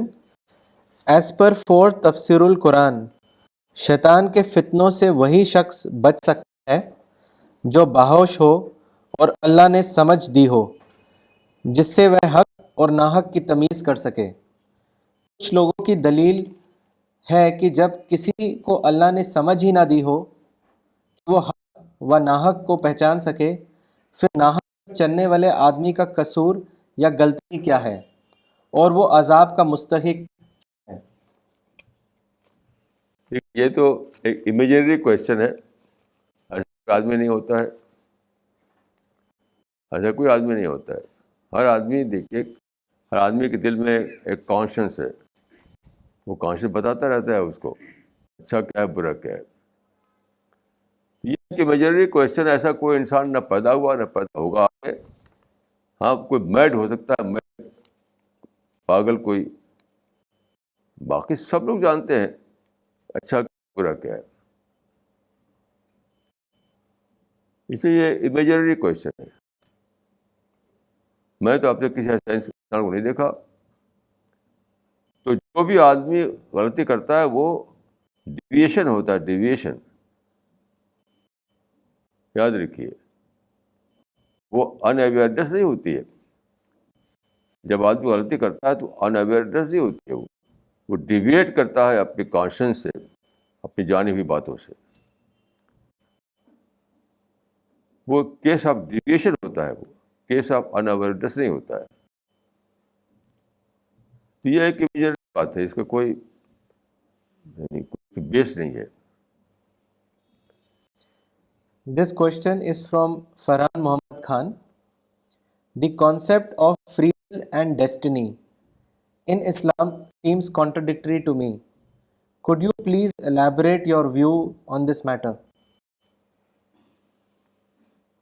دیکھیے, یہ میں اس کو ڈیٹیل سے بتا چکا ہوں اس سے پہلے, یہ کوئی کنٹراڈکشن کی بات نہیں ہے. ایک ہے میرا یعنی ارادہ, میری ول, تو اپنے ول کے اعتبار سے, اپنے ارادے کے اعتبار سے مجھے پوری فریڈم ہے. اور دوسرے یہ جو ورلڈ اراؤنڈ اس, اس میں ہم ہر کام کرتے ہیں, زمین کی گریویٹی, سورج کی لائٹ اور سائل سے وہ نکلنا, فوڈ نکلنا, ہوا سے آکسیجن ملنا, اس کو میں کہوں گا انفراسٹرکچر. تو انفراسٹرکچر جو ہے اس میں ڈسٹنی ہوتی ہے, یعنی خدا نے جو دیا ہے اسی میں آپ کو رہنا ہے, آپ کچھ اور نہیں کر سکتے. فوڈ ہی سے آپ کو نرشمنٹ ملے گا, پتھر سے نہیں مل سکتا ہے. لائٹ ہی میں آپ کی آنکھ کام کرے گی, بغیر لائٹ کام نہیں کرے گی آپ کی آنکھ. یہاں پر ڈسٹنی ہے. As far as the infrastructure is concern there is destiny. مگر جہاں تک آپ کا اپنا معاملہ ہے تو آپ آزاد ہیں, جو چاہے کرے جو چاہے نہ کرے. تو 50% کا یہ بات ہے. تو خدا کے ہاں جو پکڑ ہے وہ اپنے آپ اس میں ہے کہ آپ نے اپنی فریڈم کو مس یوز کیا یا پراپر یوز کیا. باقی انفراسٹرکچر تو ہم کوئی اس کا کوئی اور ایک اور یونیورس بنا نہیں سکتے, ایک اور ہم پلانٹ بنا نہیں سکتے, ایک اور سولر سسٹم بنا نہیں سکتے ہم. تو ہمیں رہنا ہے اسی انفراسٹرکچر میں جو خدا نے بنا دیا ہے. وہاں پر ہم آزادی نہیں ہے ہم کو. لیکن ہم کیا کریں, کیا بولیں, کیا سوچیں, کیا بیہیویئر ہو ہمارا, اس میں ہمیں پوری آزادی ہے. اور پکڑ اسی میں ہے, اس میں کوئی پکڑ نہیں ہے, اس میں کوئی پکڑ نہیں ہے. بلکہ ہم سورج کی روشنی یوز نہ کریں, الیکٹریسٹی کو یوز کریں, کمرے میں بند رہے, اپنے آپ بند رکھیں, تو آپ کر سکتے ہیں ایسا. تو بہرحال خلاصہ اس کا یہ کہ انفراسٹرکچر کے اعتبار سے انسان مجبور ہے, اور فریڈم کے اعتبار سے انسان آزاد ہے. اور جو ہماری جو اپنی فری ول ہے, اسی کے لحاظ سے خدا کے ہاں اس کے بارے میں ڈسائڈ کیا جائے گا. This question is from Mr. Khurram. If we do not react to our opponent, then it may enhance his tactics to cause us more trouble. And after a certain stage, it will become impossible to take the measure to counter his aggression. Kindly comment. دیکھیے, یہ ایک imaginary بات ہے, یہ ایک imaginary بات ہے, ایسا کبھی ہوتا نہیں. اصل میں لوگ یعنی جو وہ ہے ایک ہی ایکشن کو جانتے ہیں, وہ لڑ جانا. اس ایکشن کو نہیں جانتے جو بنا لڑے ہوتا ہے. جیسے میں آپ کو ایک مثال دوں, ایک کتاب چھپی تھی پہلے, بہت پہلے, پیسو وائسز. تو اس میں ایک مسلمان کے کیس کو لیا تھا انہوں نے. وہ مسلمان اسی دلی میں ایک کالج میں سروس کر رہا تھا. تو مینجمنٹ نے اس کو نکال دیا. اب اس پر وہ اس زمانے میں پیپروں میں آئی تھی یہ بات, ایک سامنے کتاب لکھ ڈالی اس پر, پیسو وائسز, اور جنرلائز کر دیا اس کو کہ انڈیا میں مسلمانوں کو کوئی جاب نہیں ملتا, انڈیا میں مسلمانوں کو کوئی جگہ نہیں ہے, یہ وہ. بائی چانس مجھے وہ آدمی مل گیا جو نکالا گیا تھا. تو 3 سال تک وہ یعنی ان امپلائڈ رہا, تب مجھے ملا تھا وہ. تو میں نے کہا کہ دیکھیے, یہ بات اگر پاکستان میں بھی ہوتی ہے, عرب مسلم کنٹریز میں بھی ہوتی ہے, وہاں کیوں ہوتا ہے ایسا؟ تو میں نے کہا اصل بات یہ ہے کہ آپ کی انگلش بات چیت سے میں نے پتہ چلا کہ ان کی انگلش ویک تھی, انگلش میں وہ اچھے نہیں تھے وہ. تو میں نے کہا آپ انگلش امپروو کیجیے. تو 3 سال لگائے انہوں نے انگلش امپروو کرنے میں, اپنی انگلش کو امپروو کرنے میں. اس بعد اسی دلی میں ایک ہندو کالج میں ان کو جگہ ملی, اور بڑے شان کے ساتھ وہاں پر رہے وہ, اور اب شاید ریٹائر ہو گئے ہیں وہ. تو یہ ہے کسی چیز کو یعنی خام خواہ لوگ کہتے ہیں کہ صاحب وہ ڈسکرمنیشن ہے. کچھ نہیں ہے, یہ دنیا تو کمپٹیشن کی دنیا ہے. جب بھی آپ کو کوئی بات پیش آئے تو آپ اس کو پازیٹیولی سوچیے کہ روٹ کاز کیا ہے, روٹ کاز. اور انہوں نے کتاب لکھ ڈالی پیسو وائسز, اور میں نے اسی کو ایکٹیو وائس بنا دیا. جس انسان کو لے کر کے انہوں نے اس کو پیسو وائس بنا ڈالا تھا, اسی انسان کو لے کر میں نے اس کو ایکٹیو وائس بنا دیا. اب وہ بہت اچھی انگلش ہو گئی اس کی. اور ان سے میں نے اس زمانے میں نے کہا کہ آپ دلی پہ جائیے, ادھر ادھر فارنر سے ملیے. تو ایسا وہ کرتے تھے. ان کا میں چھاپا ایک آرٹیکل اپنے الجمیت ویکلی میں. یہ اس زمانے کی بات ہے جب ہپی ہوا کرتے تھے. ہپی آج کل تو ہپی نہیں ہوتے ہیں. ایک ہپی سے ملے وہ, ان سے بات چیت کی انہوں نے. اس سے پوچھا کہ بھائی تم کہاں سے ہو؟ تو میں کینیڈا سے آیا ہوں. تو کینیڈا سے انڈیا میں کیسے آ گئے؟ ایسی بالکل آرڈنری کپڑا پہنے ہوئے ایسی گھوم رہا تھا وہ فٹ پاتھ پر. تو اس نے ایک رپورٹ بنائی انہوں نے, وہ میں نے چھاپی تھی اس کو. تو اس میں اس نوجوان نے کہا تھا, جب اس سے ان کا وہ ہوا کنورسیشن ہوا, کہ there I was comfortable physically. There I was comfortable physically. Here I am comfortable spiritually. اس طرح سے میں نے ان سے کہا کہ آپ جا کے ملیے لوگوں سے, لائبریری میں جائیے. ہوتے ہوتے 3 سال بتائے انہوں نے. اب اسی دلی میں ایک ہندو کالج میں ان کو بہت اچھی جگہ ملی, اور اب باخاص دلی میں گھر بھی بنا لیا انہوں نے, آرام سے رہتے ہیں وہ. تو لوگ خواہ چیزوں کو لیتے ہیں, نگیٹو سینس میں لیتے ہیں. اب میں اپنے یعنی کتنے سارے اب کس سے بتا سکتا ہوں کہ اسی کیس کو میں نے نگیٹو کو پازیٹیو کنورٹ کیا اور وہ آدمی کامیاب ہے. یہ سب امیجنری کوشچن ہوتے ہیں, اس کی کوئی بیس نہیں ہے. This question is from Dr. Farida Khanam. Why Satan is almost always successful in misleading us, but angels or prophets find very few takers?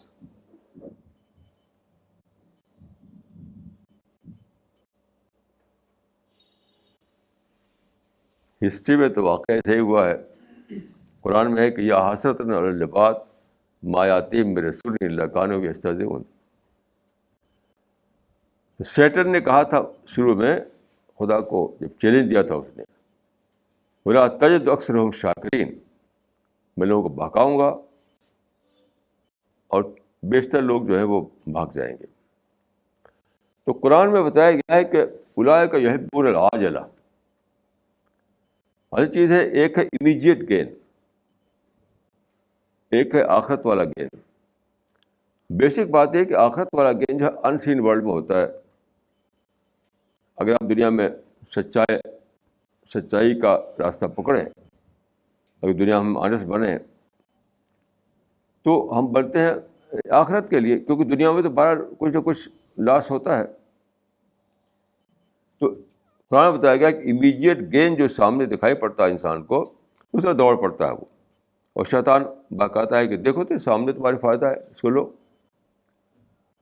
تو وہاں اپنی سوچ کو ایکٹیو کرنا پڑتا ہے. انسان اپنی سوچ کو ایکٹیو نہیں کر پاتا, امیجیٹ گین پہ دوڑ پڑتا ہے. اگر سوچے وہ تو جانے کہ بھائی یہ جو میں فائدہ لے رہا ہوں, ابھی مر جاؤں تو کیا ہوگا اس کے بعد؟ مرنے کے بعد تو کچھ نہیں رہے گا. مرنے کے بعد تو مجھے جانا ہے دوسرے دنیا میں, وہاں یہ کام نہیں آنے والا ہے. تو اپنی سوچ کو ایکٹیویٹ کر کے آدمی رستے سے صحیح رستے پہ رہ سکتا ہے, نہیں تو نہیں رہ سکتا.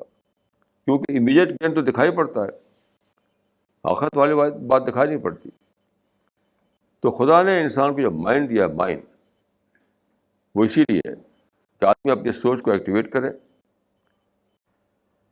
اور باتوں کو گہرائی تک دیکھیں, اور جو اس کی رائٹ چوائس ہے وہ چوائس لے سکے. تو سب سے بڑی جو ضرورت ہے ہر انسان کے لیے وہ ہے اپنے مائنڈ کو, اپنی تھنکنگ کو یعنی استعمال کرنا. This question is from Aisha.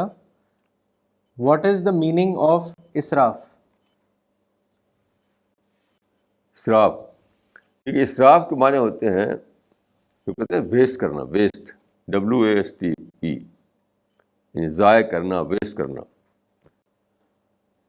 تو اسلام میں اسراف جو ہے وہ حرام ہے.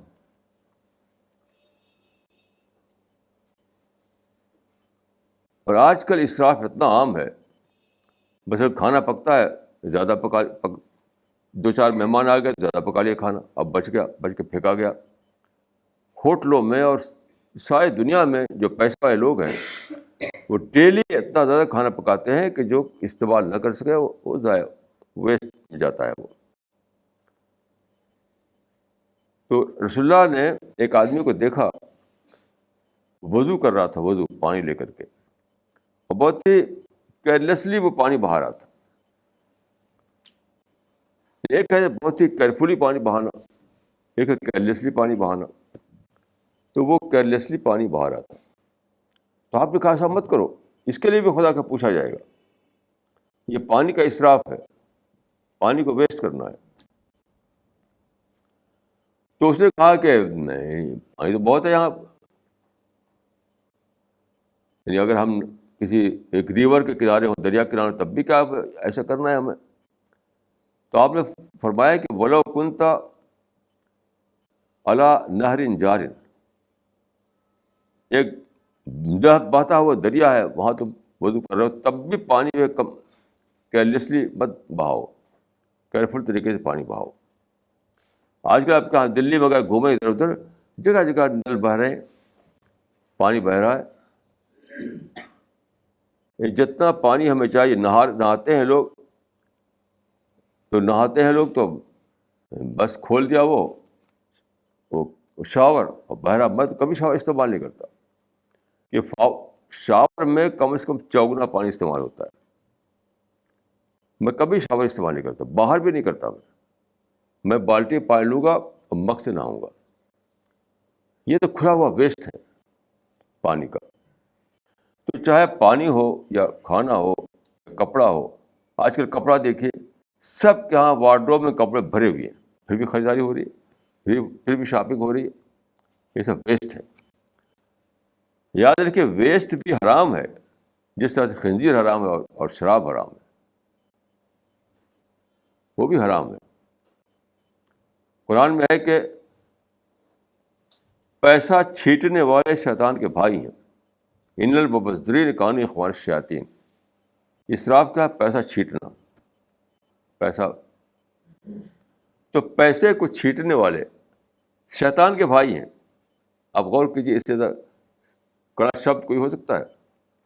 ان المبذرین کانوا اخوان الشیاطین. تو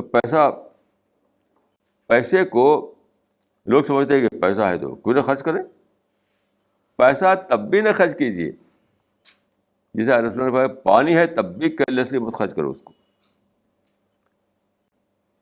تو اسراف بہت ہی بری چیز ہے, بہت بری چیز ہے. اور اس سے ایک نقصان یہ ہوتا ہے کہ آپ کے اندر ایک کیئرلیس پرسنالٹی بنتی ہے. کیئرلیس پرسنالٹی بہت ہی بری چیز ہے. چیزوں کو جس کو کہتے ہیں بے احتیاطی سے خرچ کرنا, وہ مزاج بن جاتا ہے.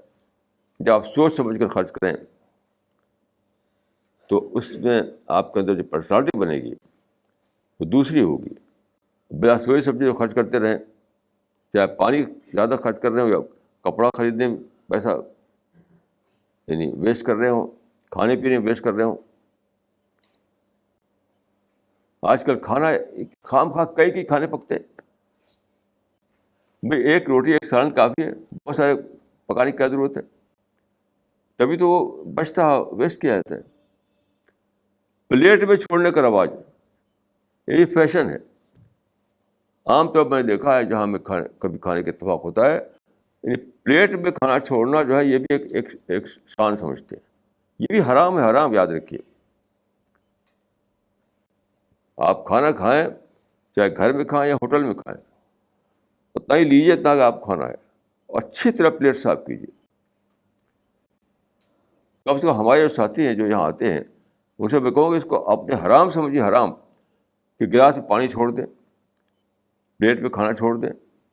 اس کو حرام سے کب نہ سمجھیے. دیکھیے میں آپ کو ایک عرض کروں, رسول اللہ کے بعد کا زمانہ جو ہے وہ صحابہ کا زمانہ ہے, اس کے بعد تابعین کا زمانہ مانا جاتا ہے, یعنی کمپینینس آف دا کمپینینس.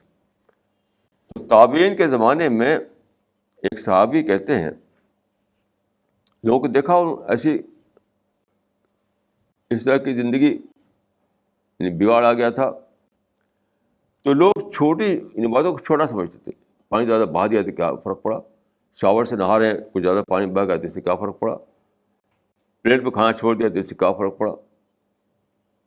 کئی کہیں سالن پکا لیا, کچھ چھوٹ گیا, کچھ کھایا, تو اس سے کیا فرق پڑا. یہ اس کو چھوٹا سمجھتے, چھوٹا سمجھتے ہیں. کپڑا خرید لیا بہت سارا, وارڈروب بھرا ہوا, تو اس سے کیا فرق پڑا, جیب میں تو پیسہ ہے. تو وہ بہت زیادہ سیریس ہو گئے. انہوں نے کہا کہ یہ چیزیں جس کو تم لوگ چھوٹا سمجھتے ہو, چھوٹا, کنّا نعدھم من الموبقات فی عہد رسول اللہ صلی اللہ علیہ وسلم, ہم رسول اللہ کے زمانے میں ان چیزوں کو سمجھتے تھے کہ ایسا کیا تو ہم ہلاک ہو جائیں گے, ہم ختم ہو جائیں گے, ہم ڈسٹرائے ہو جائیں گے, ہم روئن ہو جائیں گے. جن چیزوں کو تم چھوٹا سمجھتے ہو, رسول اللہ کے زمانے میں ہم سمجھتے تھے کہ اگر ہم نے ایسا کیا تو ہم ہلاک ہو جائیں گے. تو میں آپ لوگوں کو کم از کم کہتا ہوں کہ آپ یہ کلچر چلائیے اپنے اندر, کلچر, یہ کلچر چلائیے آپ کہ آپ کسی بھی چیز میں آپ ویسٹ نہ کریں, چاہے پانی ہو یا کھانا ہو یا کپڑا ہو, یہاں تک کہ بولنے میں بھی نہیں. جو لوگ بہت بولتے ہیں, بس بول رہے ہیں, وہ بھی اسراف کر رہے ہیں, زبان کا اسراف, اس میں بھی بچیے. تو ہم اپنے جو لوگ یہاں آتے ہیں ان سے میں کہوں گا کہ آپ لوگ ویسٹ کرنے کو سمجھیے کہ آپ ایک حرام کام کر رہے ہیں, اس سے کم نہ سمجھیے.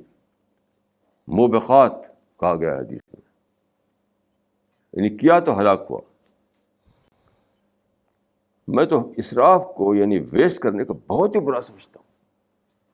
یہ خدا کی نعمت ہے. وہ ایک چاول کا دانہ بھی اگر آپ نے اس کو یوں ادھر ادھر گرا دیا, آپ نے, جس کو ہندی میں کہتے ہیں انادر, آپ نے خدا کی ایک بلیسنگ کا انادر کیا. وہ انادر ہے, انادر. ایک چاول کا دانہ سارے انسان مل کر بنا نہیں سکتے اگر خدا سائل سے وہ نہ پیدا کرے تو یہ خدا کا انادر ہے, خدا کی نعمتوں کا انادر ہے. اس وجہ سے آپ لوگ, میں کہوں گا کہ آپ لوگ بہت کاشس رہیے, اس میں بہت زیادہ کاشس رہیے. یہ میں آپ لوگوں کو نصیحت کر رہا ہوں. This question is from Maulana Zakwan. What are the etiquettes of a majlis? آج کل میں دیکھتا ہوں کہ مجلس کے یعنی جس کو کہتے ہیں آداب مجلس نہیں جانتے لوگ. مثلا اب ہم لوگ یہاں بیٹھے ہوئے ہیں, ایک آدمی آتا ہے, السلام علیکم زور سے. یہ ایسا السلام کرنا بھی حرام ہے. بھائی آپ ڈسٹرب کیوں کرتے ہیں لوگوں کو, چپ چاپ آ کے بیٹھ جائیے. کئی بار میں دیکھتا ہوں کہ کچھ لوگ باتیں کر رہے ہیں, بیٹھے ہوئے ہیں, ایک آدمی آئے گا زور سے السلام علیکم کہے گا. میں کہوں کہ یہ السلام علیکم کرنا بھی ہے, یہ بھی حرام ہے, یاد رکھیے. اس طریقے سے دو چار آدمی باتیں کر رہے ہیں, دو آدمی بات کر رہے ہیں, اب ایک تیسرا آدمی خام خواہ اس میں انٹرفیئر کرے گا. پر اس سے تم سے جب پوچھا جائے تو بولے, بغیر پوچھے تم کیوں بول رہے ہو. یہ دو آدمی بیٹھ رہے آپس میں بات کر رہے ہیں, تیسرا آدمی سنے, بہت سنے. جب تک اسے پوچھا جاتا تو بولنا نہیں چاہیے اس کو. وہ خام خواہ بولے گا, انٹرفیئر کرے گا اس میں. تو مجلس کے آداب جو ہیں یہ کوئی ایسی چیز نہیں ہے اس کے لیے آپ کو یعنی ماسٹر ڈگری لینی ہو. آپ تھوڑا سا اپنے کو یعنی وہ کیجیے, کنٹرول کیجیے, تو آپ سمجھ جائیں گے مجھے یہاں کیا کرنا چاہیے. میرے پاس اکثر ٹیلی فون آتا ہے تو وہ خود ہی آتے بولے چلا جائے. پوچھنا پڑتا ہے کہ بھائی آپ نے سنانے کے لیے ٹیلی فون کیا, سننے کے لیے ٹیلی فون کیا. مجھے پوچھنا پڑتا ہے اس سے کہ آپ نے سنانے کے لیے ٹیلی فون کیا, سننے کے لیے ٹیلی فون کیا. بس بول رہے. اور کئی بار ایسا ہوتا ہے کہ وہ بلا سوچ سمجھ ٹیلی فون کرتا ہے آدمی. تو میں لوگوں سے کہتا ہوں کہ بھائی پہلے سوچ سمجھ کر کے مائنڈ میں رکھ لیجیے کہ آپ کو کیا پوچھنا ہے مجھ سے, اسپیسیفک طور پر, پھر ٹیلی فون کیجیے. یعنی کسی معاملے میں لوگوں کے اندر کوئی ڈسپلن نہیں ہے, کوئی انہیں ایٹیکیٹ کا پتہ نہیں ہے, کیونکہ سوچ سمجھ کر کام کرتے نہیں, بلا سوچ سمجھے کام کرتے ہیں. تو مجلس کے ایٹیکیٹ یا مجلس کے آداب جو ہے وہ کوئی ٹیڑھی چیز نہیں ہے.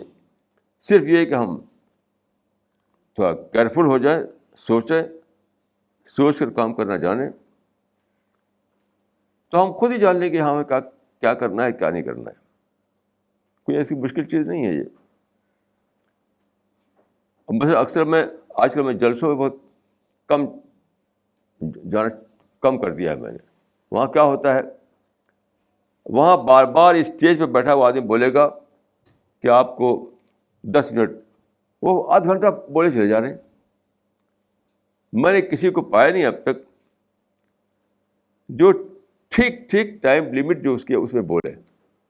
5 منٹ کا ہے تو 15 منٹ بولے گا, 10 منٹ کا ہے تو آدھا گھنٹہ بولے گا. کوئی ڈسپلن نہیں, کوئی کنٹرول نہیں. بس یہ سب مجلس کے آداب کے خلاف ہے. یہ بھی یاد رکھیے کہ حرام ہے. لوگ سمجھتے ہیں کہ بس خنزیر کھانا حرام ہے اور شراب پینا حرام ہے. یہ سب چیزیں بھی حرام میں شامل ہیں. جی ہاں, حرام کی 2 کیٹیگری ہے. ایک وہ کیٹیگری ہے جو یعنی بالکل قرآن میں بتا دی گئی ہے, اور دوسری کیٹیگری وہ جو آپ اپنی عقل سے جان سکتے ہیں. اسی حدیث بتا ہے استفت قلب کا, اپنے آپ سے فتویٰ پوچھ لو, تو کامن سینس سے جان لو. تو ایک حرام وہ ہے جو شریعت میں نام لے کر بتا دیا گیا. ایک حرام وہ ہے جو آپ کو کامن سینس بتائے گا, اگر آپ سیریس ہوں, اگر آپ سنسیئر ہوں. تو میں کہوں گا کہ ہمارے ساتھی جو ہیں, جو لوگ یہاں آتے ہیں, اس سوال میں بہت کاشس ہو جائے, بہت کاشس, انشاءاللہ. This question is from Dr. Farida Khanam. Why is it that we are so susceptible to the temptations of Satan and do not want to follow the right path?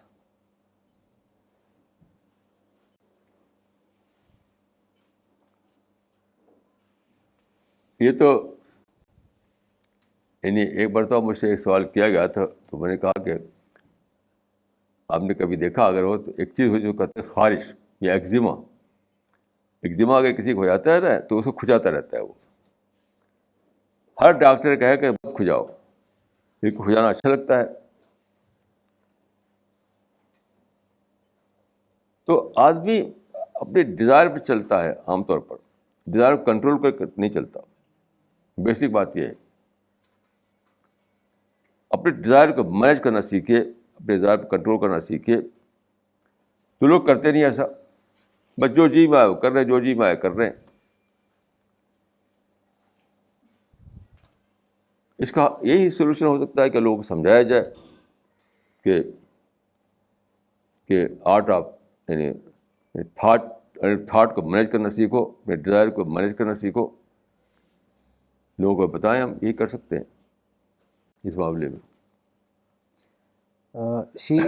The other aspect of her question is, why even those people are ungrateful who have found so many things in life? ہاں, یہ دیکھیے بہت بڑا question ہے. حدیث میں آتا ہے کہ اپنے سے نیچے والے کو دیکھو, اپنے سے اوپر والے کو مت دیکھو. کیوں؟ اپنے سے نیچے والے کو دیکھو گے تو تمہارا شکر پیدا ہوگا, شکر. اوپر والے کو دیکھو گے تو ناشکری آئے گی کہ دیکھو ان کو اتنا ہے, ہمارے پاس اتنا کم ہے. تو خدا نے یہ خدا کی جو پلاننگ جو ہے اس کے مطابق خدا نے اس دنیا میں ڈفرینس رکھا ہے. کسی کے پاس کم, کسی کے پاس زیادہ. یہ رہے گا, یہ ختم نہیں ہو سکتا کبھی بھی. ہمیں کیا کرنا ہے کہ اپنے ہمیشہ اگر ہم آس پاس دیکھیں تو کسی کے پاس ہم سے کم ہوگا, اس کو دیکھیے تاکہ شکر کر سکیں آپ. کیوں آپ اوپر والوں کو دیکھتے اور مستقل ٹینشن میں جیتے؟ شیخ سعدی نے لکھا ہے قصہ کہ میرے پاس جوتا نہیں تھا، تو میں سوچا کہ خدا پر میں ناشکری کیا میں نے کہ دیکھو خدا نے مجھے جوتا نہیں دیا. تو باہر جب نکلا تو ایک آدمی کا پاؤں کٹا ہوا تھا. تو میں نے شکر کیا کہ خدایا کم سے کم میرا پاؤں تو کٹا ہوا نہیں ہے. اگر جوتا نہیں ہے تو پاؤں تو انٹیکٹ ہے میرا. اس طرح سے شکر آتا ہے. گویا شکر بھی ایک سوچ کر کے لانا پڑتا ہے. اگر ہم نہ سوچیں تو آدمی کبھی شکر کرنے والا نہیں بنے گا.